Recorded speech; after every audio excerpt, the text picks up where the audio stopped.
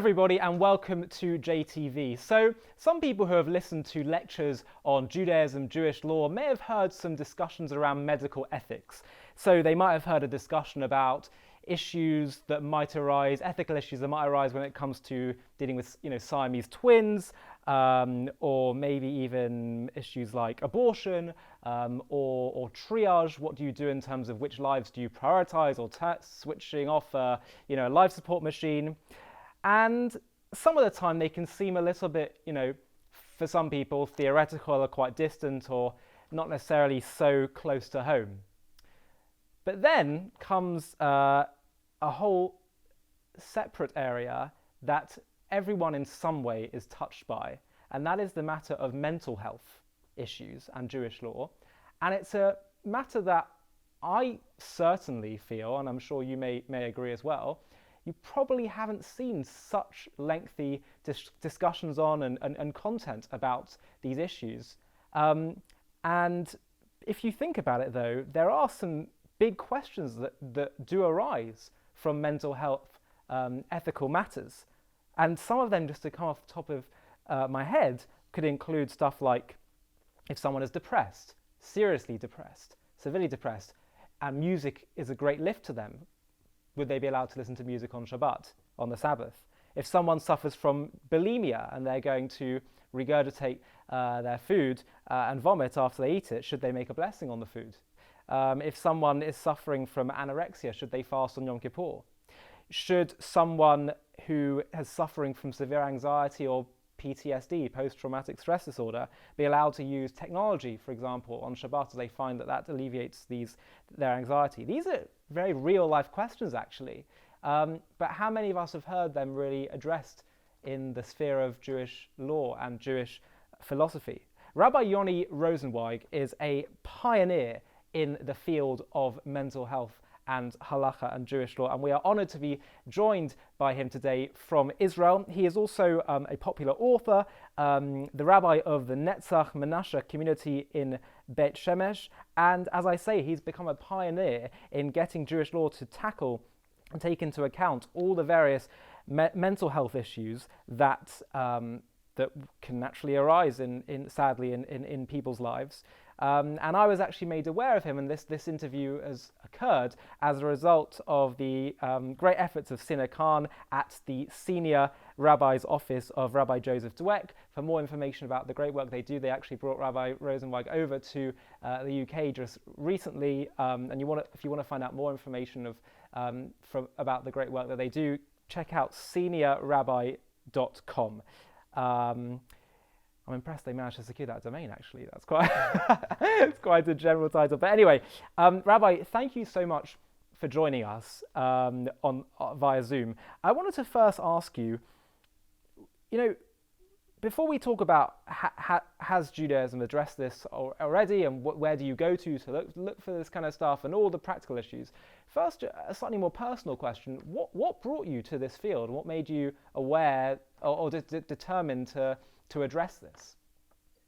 First of all, thank you very much for having me. I really do appreciate it. And I hope that, your audience on JTV really does get a lot out of this talk, which I think it really is and can be very significant for a lot of people. How did I come to this? It's a very good question. I get asked often.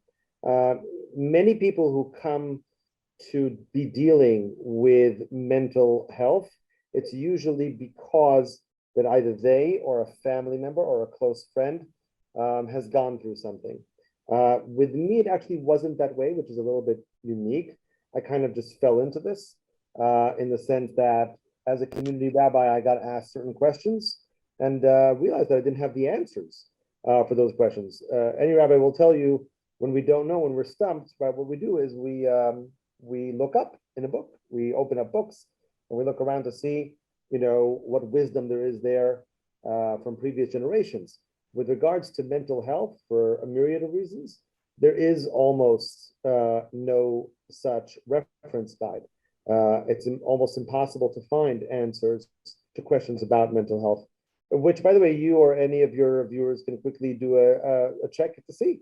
why don't you go online and see, and ask the rabbi portals and websites how many questions there that you can find that pertain to mental health, and that the answers that are given really do take into account the entire wealth of factors that needs to be taken in. So that really didn't exist, and I had a running kind of like chavrusa, like a get together with a friend of mine, a psychiatrist, and Dr. Shmuel Harris, and I said, since we already get together, why don't I bring my knowledge of Jewish law? You'll bring your knowledge of the mental health world.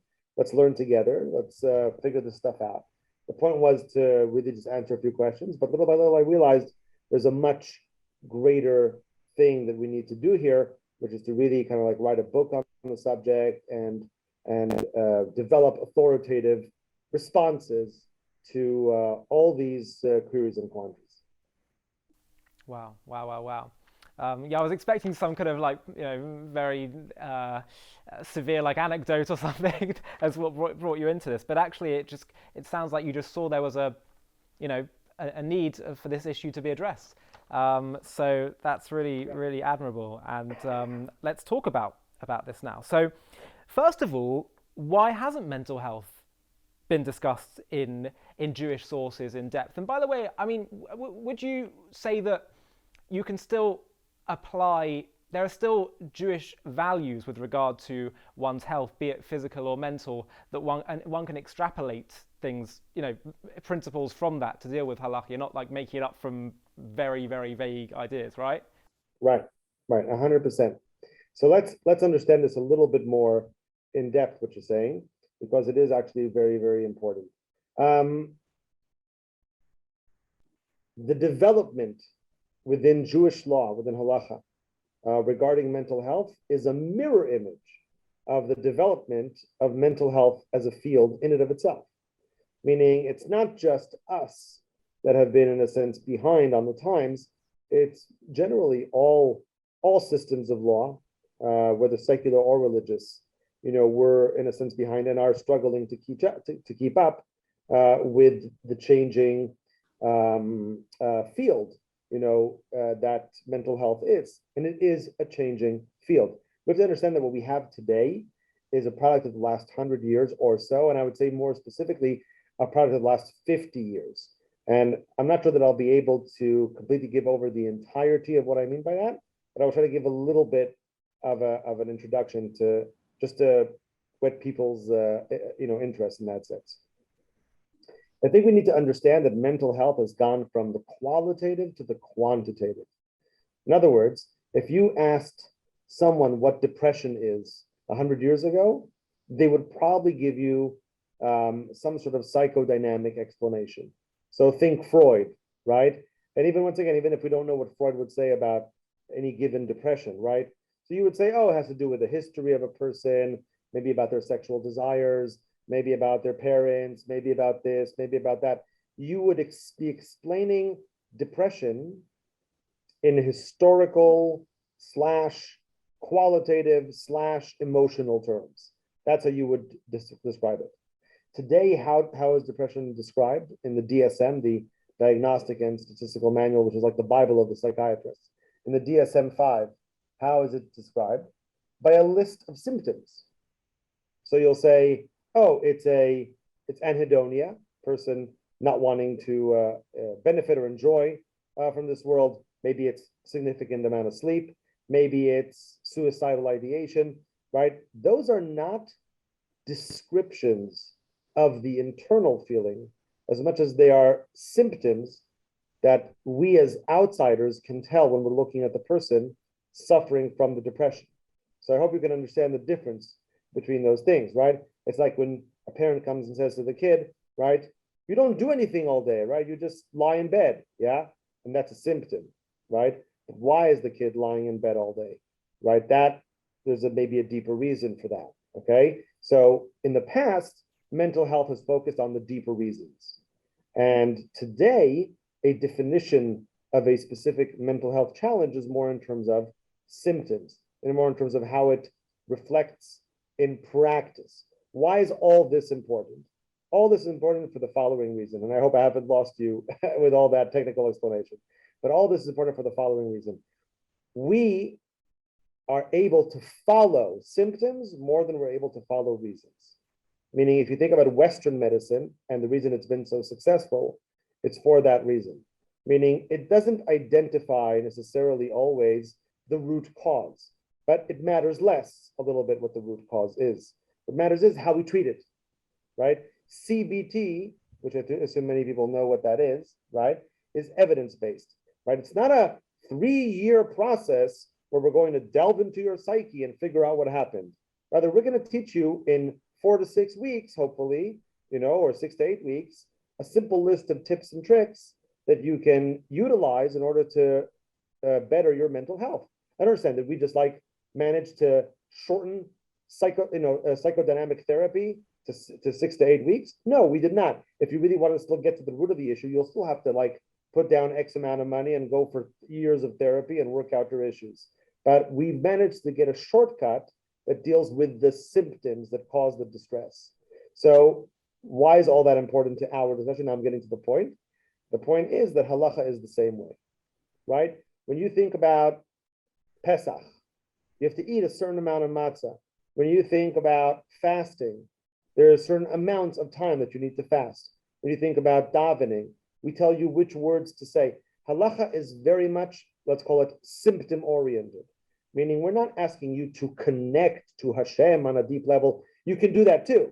But if you want to keep the halacha, what we want you to do is perform the acts that keep you, so to speak, in the loop. Perform the acts that keep you orthodox. So long as mental health was working on one sort of track and halacha was working on a different kind of track, they couldn't really work together. The moment that mental health basically became something much more similar to the way halacha operates, halacha was able to tackle it, which is why we see less of that in the past, and now the floodgates, in a sense, have opened. We're able to do much more of that today. And can you give an example of how this manifests? Sure, absolutely. So you gave some good examples at the beginning, right? But yes, let's say. But I'm also saying an example of how 100 years ago, this would have been much more tricky. Right. So if someone says I'm suffering from depression, right, and they'll say I need to listen to music on Shabbat. So that's a great example, because in the past, maybe 100 years ago, I would have gone up to the Freudians who basically kind of ruled the field at the time, and I would say, well, why does this person need to listen to music? And I'm not sure that they would be able to give me a good reason, right? Because they would be looking for psychodynamic reasons, and they would be trying to figure out how it plays in to their issue and to their history and all that stuff. And I'm not sure that they could say, well, he really needs the music, right? Today, what a person would say is he needs to be distracted from his problems, from his troubles, right? That's not going to help him. But let's be clear that music will not heal the individual. It won't take away the depression or take away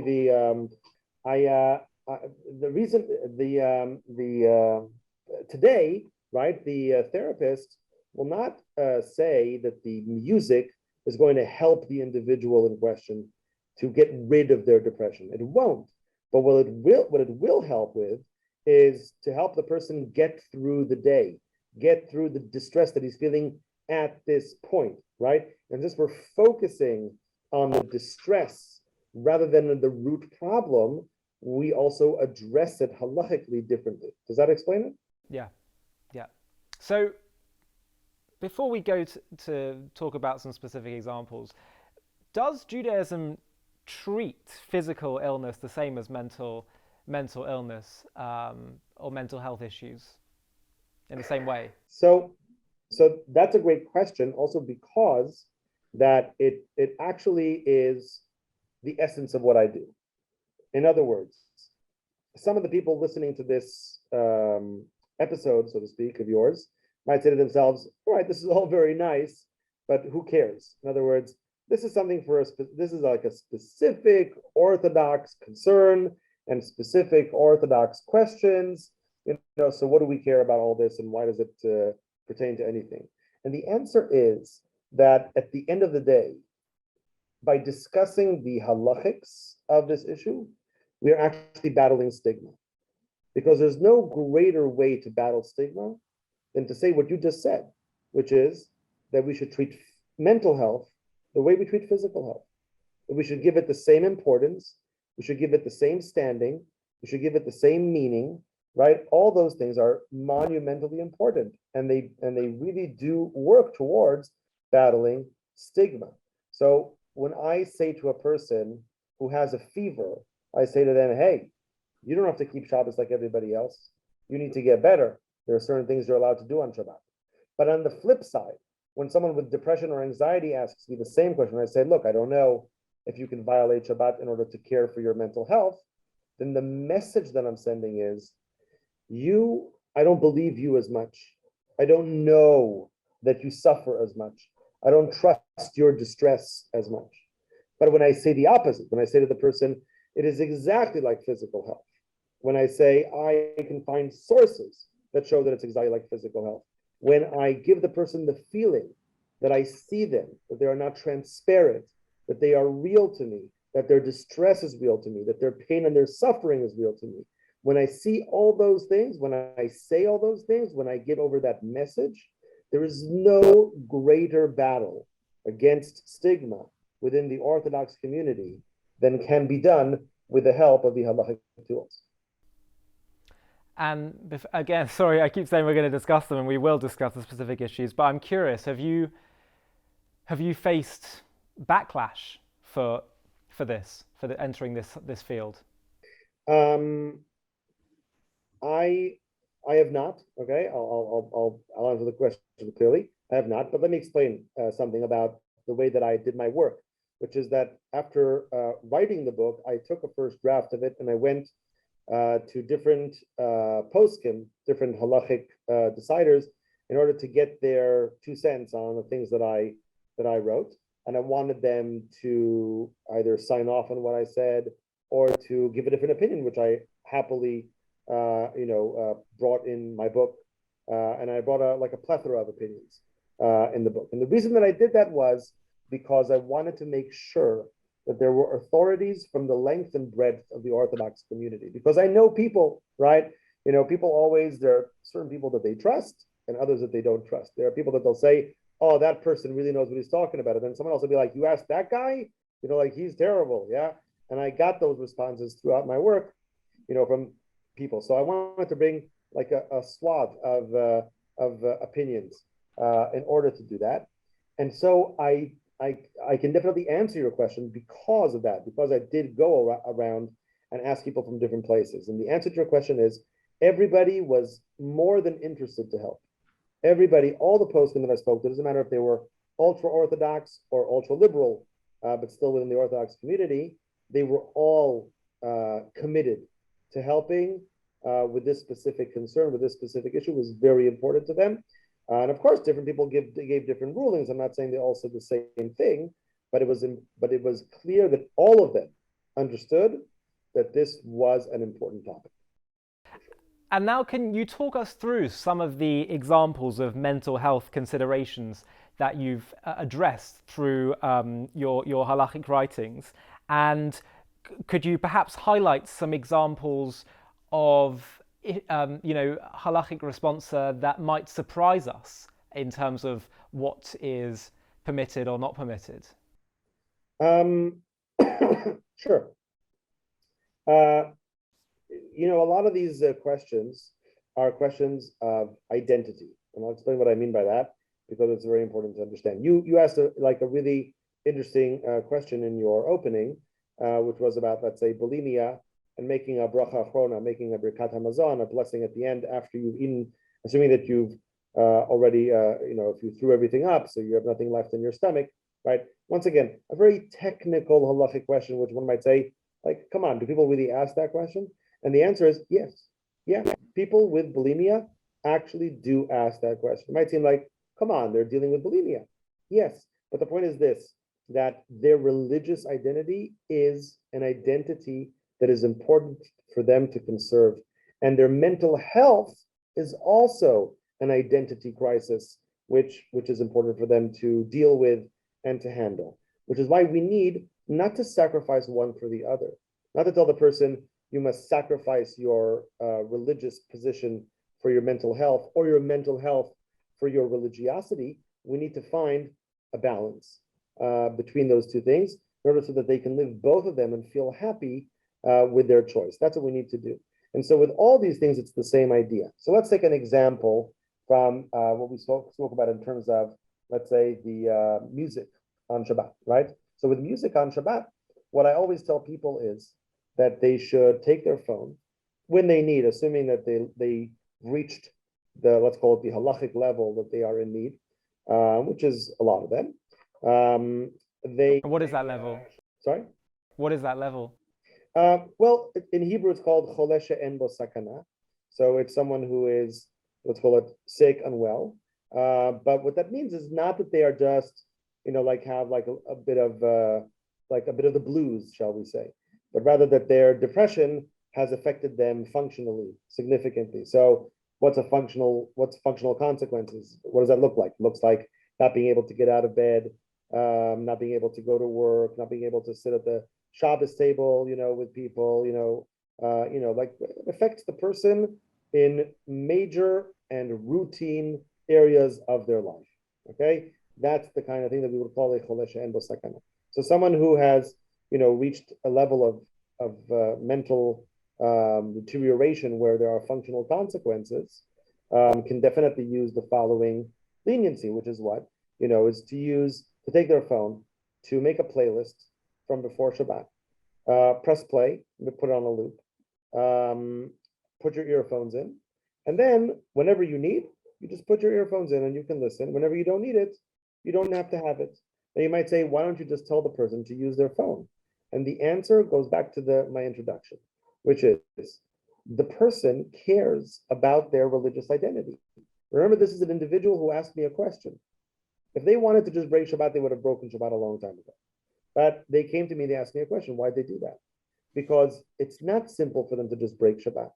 They want to conserve Shabbat to the best of their ability. It's important to them. It means something to them. And I want to help them to conserve that if they can.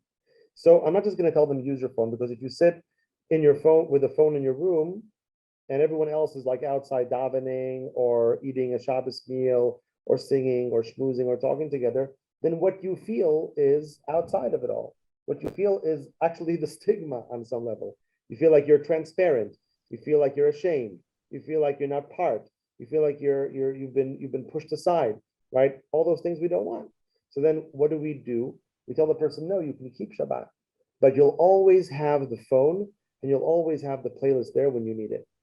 Look, sometimes people can't do that or turns off or whatever, in those situations, I might tell them to put it on, but that's not the point. The point is, I want to help them conserve both identities. That's important to me, so that's an example. Same thing with regards to, let's say, an eating disorder and Yom Kippur, right? I spoke to 6 different doctors in order to make sure that I understood the effect that anorexia has on an individual, and specifically with regards to fasting on Yom Kippur, which is a Torah commandment. So we want to be extra careful. But it was very clear that in 99% of the cases of anorexia, the person should not fast, because in such a situation, it might cause a deterioration, somewhat of a relapse into anorectic behavior, and that could be lethal.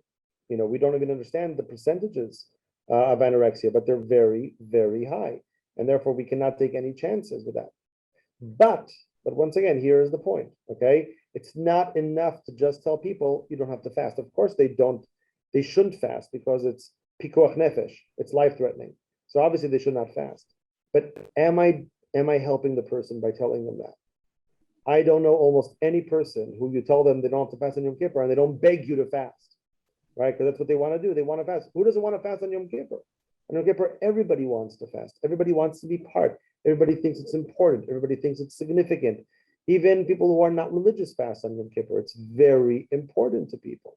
So what did I do by telling this person out there? I've taken something very valuable away from her or from him, And that could be very damaging to their identity as a religious individual. And it's very hard for a person to hear that they can't fast on Yom Kippur. It's damaging to them to hear. So therefore, what we need to do is we need to give some sort of support beyond the psak to say, yes, you don't have to fast, fine, but what are you going to do on Yom Kippur? And when will you be able to fast, God willing, someday? What do we have to do to get there? What process can we go through? To give the person hope, to give the person a feeling that they are part, right? All those things are very important. This perhaps may be one way in which there is a bit of a difference between the way Halacha would treat physical and mental health, in that when it comes to physical health, you're just asking the question, well, in both cases you're asking how best can this preserve your life, but there's a secondary consideration in the approach of paskening mental health issues, is what will be the emotional consequences of actually allowing or permitting you to do this, or even encouraging you to do this, and having to sort of tread that fine balance because of the emotional role that Torah and Judaism plays in someone's life. I would be interested to ask, because Judaism actually, we were discussing at the start how the whole field of mental health and halacha is an emerging one, but the Torah, since it was given to us 3,000 years ago, has always been concerned with our emotions and our emotional state, right? So I just wondered if you wanted to comment on that, and to what extent, to what role Judaism can play just as a system of living in someone's mental well-being, and should that be factored into, should it be seen as part of what gives me a healthy sense of mental well-being, or do you believe in they should be that, and Judaism and mental health should be separated? Right. So yeah, look, first of all, 100% what you said before, there is a difference between physical and mental. I'm not saying physical doesn't always, doesn't ever play into a person's feeling of self-worth. Let's say if a person, God forbid, loses the use of his arm or his leg, it might certainly play into his identity, and how he feels about himself. But many times with physical health, it's not a question of identity. And many times with mental health, it is. So as you say correctly, there's an extra layer here of discussion, of confrontation for the person that is very challenging, without a doubt. And therefore, it is also important to highlight another point which relates to what you just asked about the Torah's view on emotional well-being and all that. I believe that the Torah has an immense power to either hinder or help. It could be either one. Yeah, the Gemara itself says, "Zacha naset lo sam hamavet, zacha." Sorry, lo zacha sam hamavet, zacha chaim. In other words, that it could be like an elixir of life to a person, halacha, but it could also be a sam hamavet. It could be a poison. Right? How could the halacha be a poison? If misused, it could be a poison. Rabbi Yehuda Halevi, who wrote a book called The Kuzari, writes that it's like a pharmacy, right? A pharmacy is full of medicine, but only if you take the right medicine for the right thing, right? If I just walk in there without a pharmacist guiding me, and I just grab something off the shelf, I could be harmed by it, right? The Torah could be very good for people, but only when used properly. When used improperly, could be lethal, to someone. So to answer your question, if the Torah is used properly, it is definitely something which could be a bedrock for a person's emotional well-being. Let me give you an example, right? When I once spoke to Dr. Harris about a person with depression who doesn't want to get out of bed. So I said, such a person, if they're suffering, if they're in distress, they wouldn't be chayav, they wouldn't be obligated in tefillah, in going to daven in the morning, going to pray. So Dr. Harris looked at me and he said, "You're crazy what you're saying." I said, "What do you mean I'm crazy? Isn't that true?" So he said, "Look, halachically it might be true, but from a mental health perspective, not necessarily, because there's a lot to say for behavioral activation. There's a lot to say for telling a person, look, you have minyan that you go to, instead of, lying in bed and staying there all day, maybe, use that fact that you have a minyan to go to get yourself out of bed and to activate yourself and to move yourself, right? So here, the advice of the rabbi, if given wrongly, could hinder the mental health progress of the person according to the advice of the professional, right? But what we see here is that the professional has at his disposal an amazing tool if it works out with the therapy, meaning halacha, the background, the formulation, right? This entire sort of system that is there is very grounding many times. It's very grounding, to be very helpful, gives the person a system to work with. It could give a person emotional stability and practical stability. There's a lot that it can do if used correctly. So yes, absolutely. I think the Torah is very much there for a person, also emotionally, if need be. Well, that actually what I want to talk about next, sort of on the flip side of Judaism and Torah and connection to God being a source of emotional stability, times when religion can be misused or misinterpreted to create unhealthy emotional states. I wondered if you had any reflections at all on, religious OCD, and I think part of what may be to blame, if from my limited experience of Jewish education and practice, and what I see in parts of the ultra-Orthodox world and Orthodox world, is a poor portrayal of God as wrathful and just sort of ready to smite you down for doing something wrong, and also treating Judaism as just a ticket to getting to heaven, which just ends up becoming a totally self-serving, burdensome, scary endeavor, and turns God into an abuser, because we never asked to be born, we never asked this, and suddenly he says, do this or else. So the flip side of that is there's something we can do for him. We can serve him, right? So it's not about us getting our needs. It's about serving the purpose to which we're here. We've got a job to do, which is, everyone loves a job, everyone loves meaning and purpose, but and portraying God as just wanting to marry us and be partners with us in building that's beautiful, right? So, but it's. Do you agree that part of it is also the negative, I think partly Christian inspired, if I may be so bold, view of God and Judaism? Yeah, look, like I said, I think that at the end of the day, it's about, as you say, how it's portrayed or how it's used or misused. In other words, it's not something that's embedded deep within the early strata of Judaism. I think that Judaism in and of itself can be super healing and helpful, but it does need to be used correctly and put into the right hands.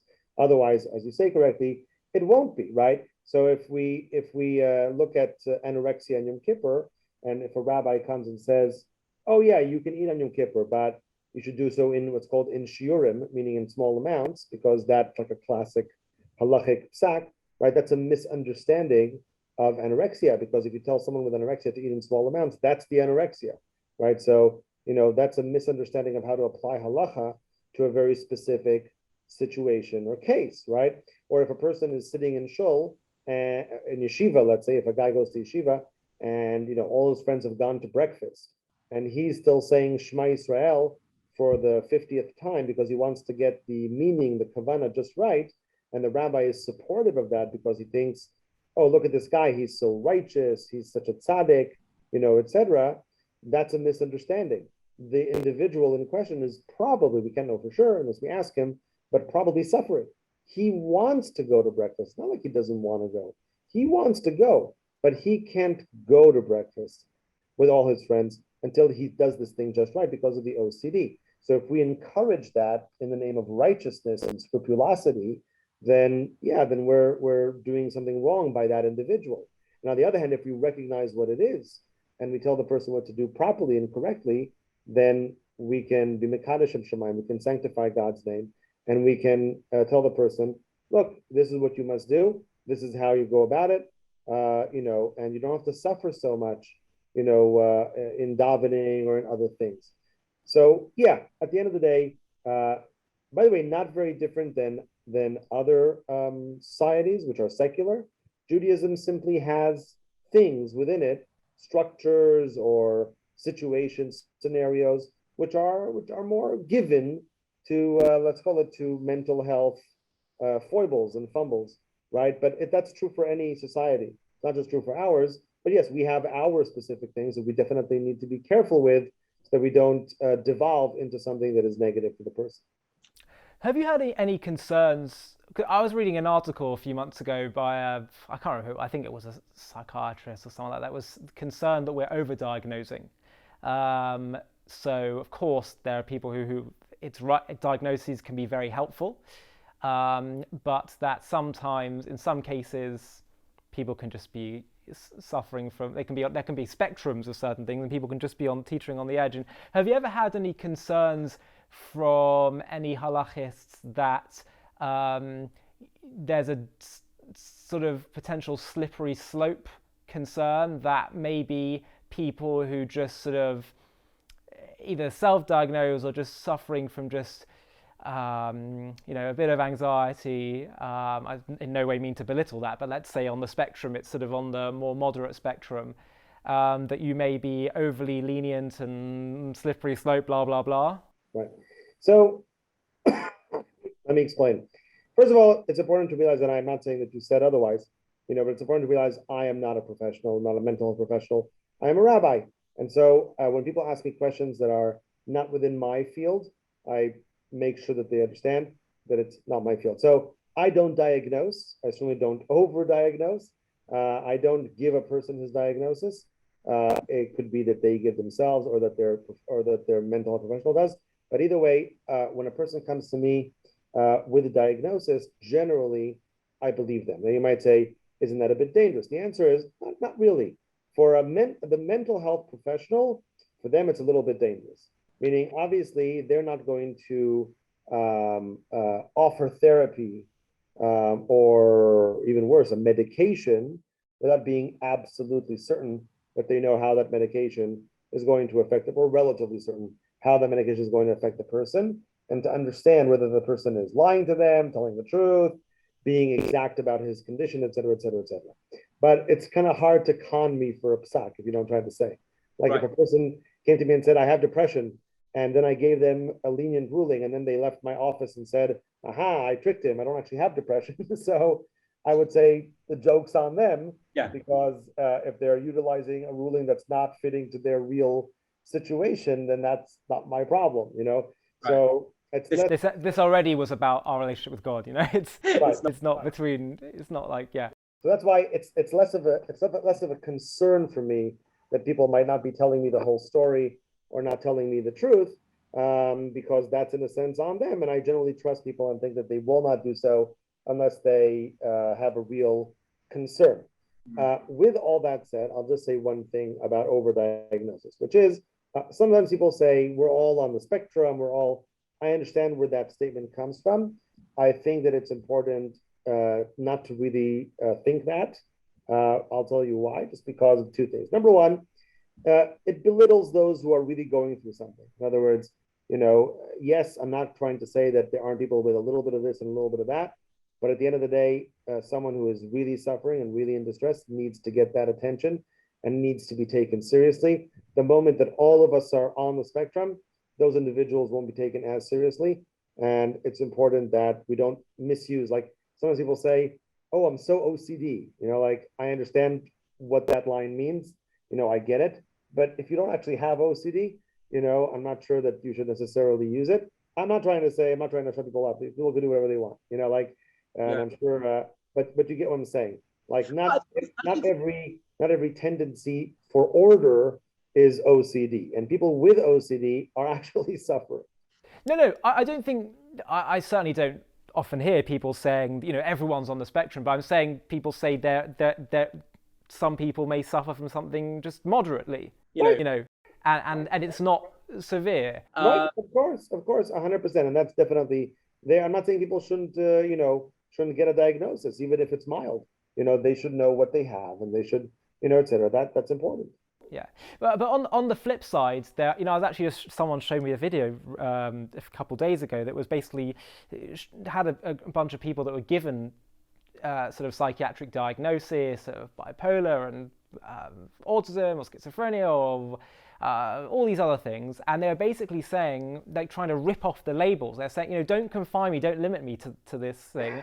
And sometimes there are certain sort of stereotypes that are said about people with certain, and they often are able to break those stereotypes, and some of them are able to get better and whatever. And so, on the one hand, it's incredibly helpful and necessary to have labels so you can treat them, but they were sort of saying, don't confine me to them, or it was slightly challenging the sort of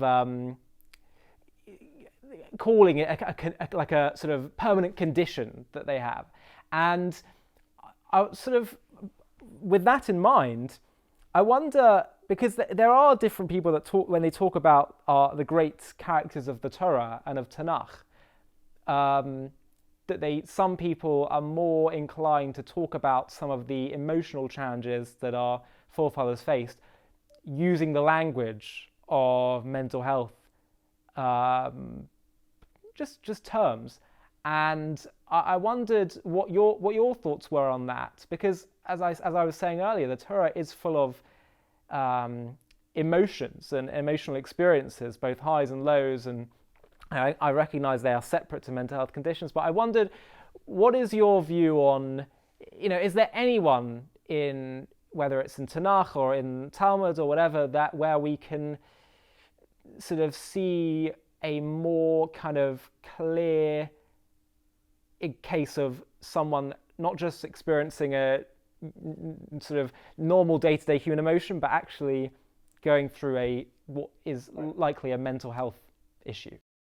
So, so that goes back to what we said at the beginning, because you said people like to rip off the labels, right? And that goes back to what I said before, the beginning, regarding the move from quality to quantity, right? People don't like the labels because, very simply, the labels do not really encapsulate who they are and what they're going through. It's just a list of symptoms. If I said, I know Ollie, and then I'll say, and I'll describe your schedule throughout the day, you'd be like, that's just my schedule. That's not me. Yeah. Etc. I feel that's not what I go through. It's not. So, okay, 100%, right? In other words, just describing your reactions, your behaviors is not you. Saying about a person that he's bipolar or has borderline personality disorder or has depression or schizophrenia of many conditions, right, to some extent is just a word, but it doesn't really reflect the person.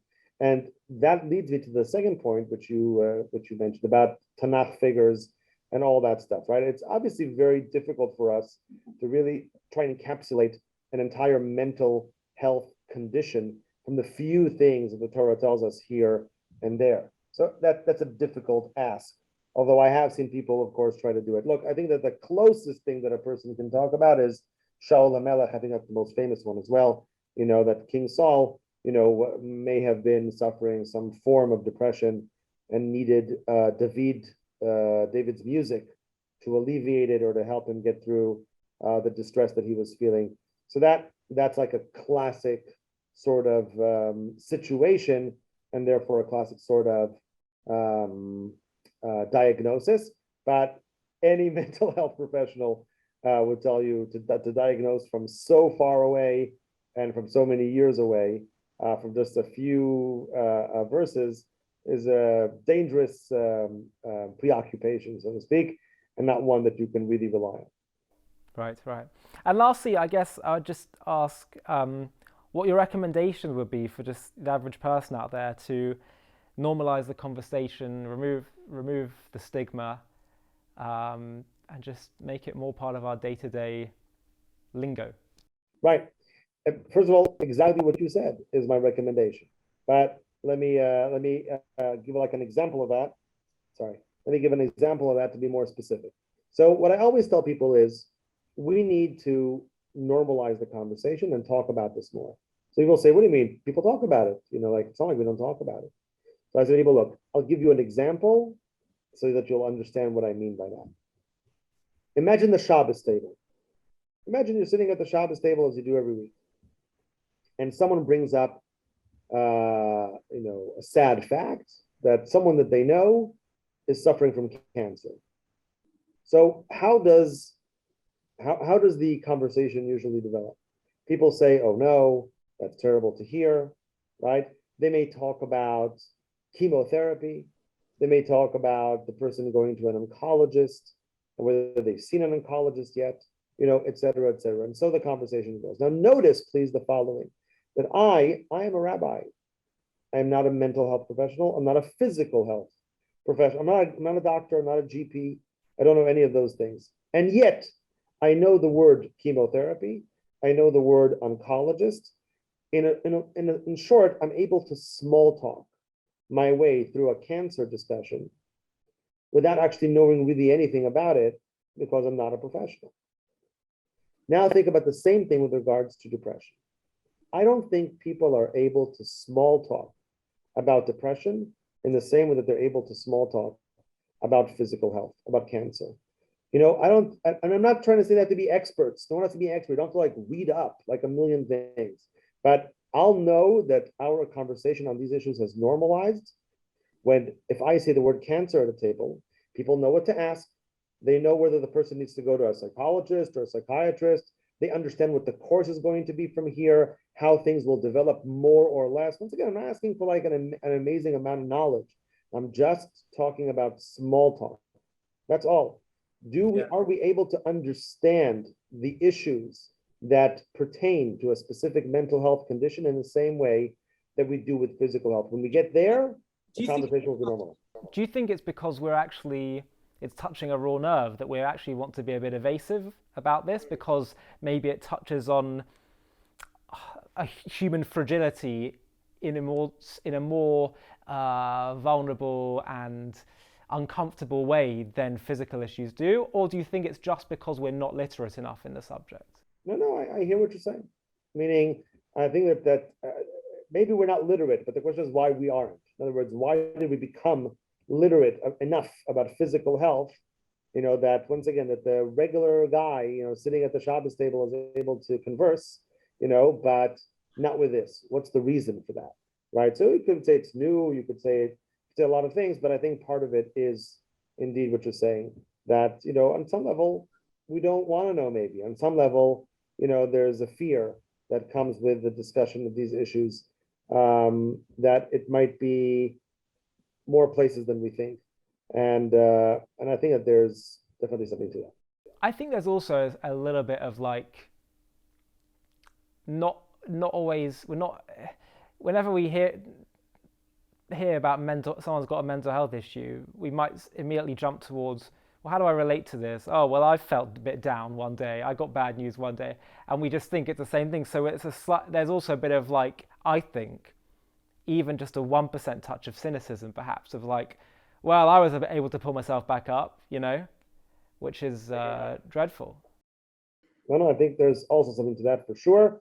And like I said, that brings me back to the previous point that I made, which was we really need to believe that the people who have these are suffering. It's not the same as that little thing that I felt the other day. It's not the same. We're talking about real suffering and real distress. So, Rabbi, where can people get more information about these issues and these questions? Look, if someone wants to contact me, they're more than welcome to go to my website, which is mnefesh, mnefesh.org. Mnefesh, Maglei Nefesh is the name of the organization. And if anyone has questions, they can also send messages through there, emails, etc. And I'd love to be in touch with anyone who needs help. Well, Rabbi Rosenweig, thank you so much for your time. Thank you for all the excellent work you do. And thank you also to Rabbi Dweck and his office for helping to make this interview happen.